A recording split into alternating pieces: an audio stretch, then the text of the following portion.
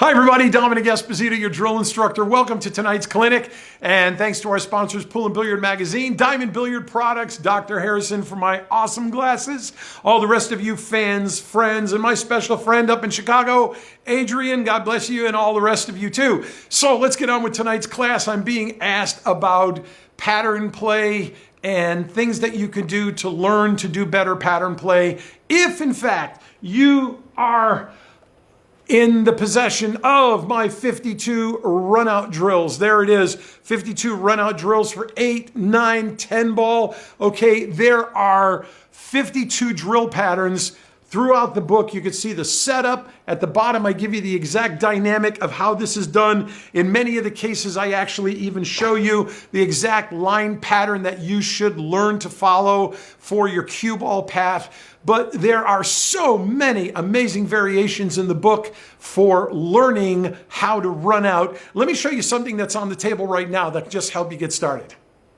This is a really great setup. I put a drill up on the table to show you. 9-ball players, you can even do this with an 8-ball design in mind as well, okay? So for 9-ball players, you got 1 in the middle, you've got 2, 3, to the 4, and to the 5. Now you can do this drill in a few different variations. You can take the balls and just pull them off the rail 1 or 2 inches, and that's going to change the ability to shoot this with a little bit more ease, okay?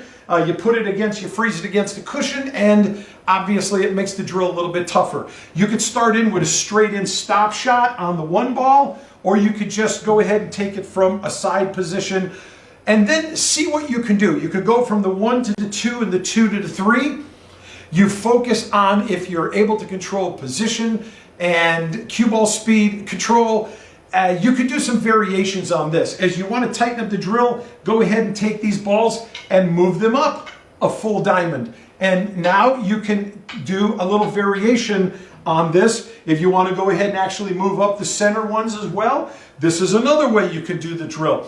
The key is that allows you to see run-out patterns that come up consistently during match play, and you're actually utilizing them in both a skill-building drill exercise, and then you will see the familiarity of this when you're in competition, and that's going to impact your confidence in what you're doing. Now, if you want to do this more as an 8-ball drill, just take the striped ball off the table, and then just focus on running any ball in any pocket in any order that are solids, and then the 8-ball. And you can move the 8-ball to anywhere you want. You could put that one in the middle, and then let your 1-ball start down there at the bottom. You can even go ahead and take these and bring them in the position where look at how simply the table is set up, and you're going to be able to match these in any way you want. If you want to do a little variation where 1 ball's higher and the other ball's lower on the rail, and then you could go ahead and move this one down and this one up here, or you can have them even more evenly matched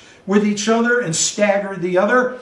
You can start with ball in hand. Just don't run into another ball, and work within the rules of what your league play is going to allow. If you're allowed to use jump cues, then you can jump.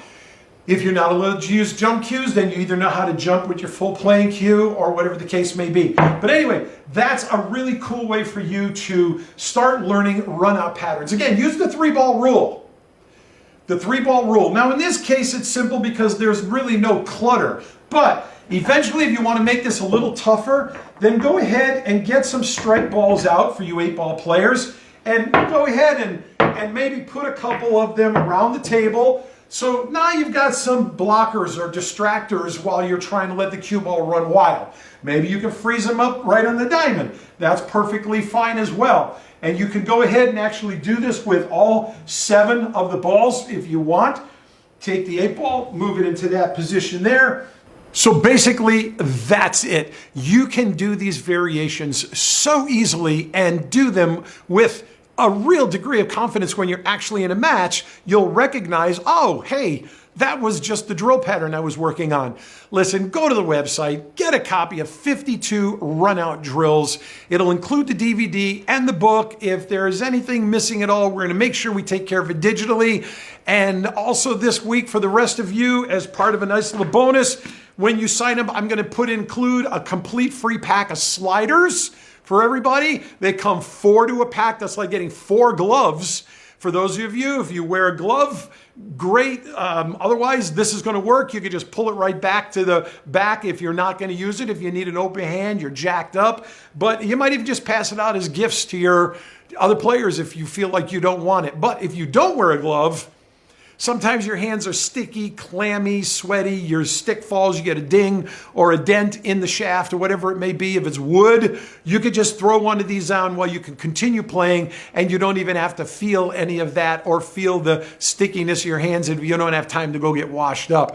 Either way, I'm still going to add that gift in the pack for you with your 52 advanced shots. Go to the drillinstructor.us, get yours, aim straight, shoot straight, split the pockets. That's the Drill Instructor way. I love you all. See you next week. Bye-bye.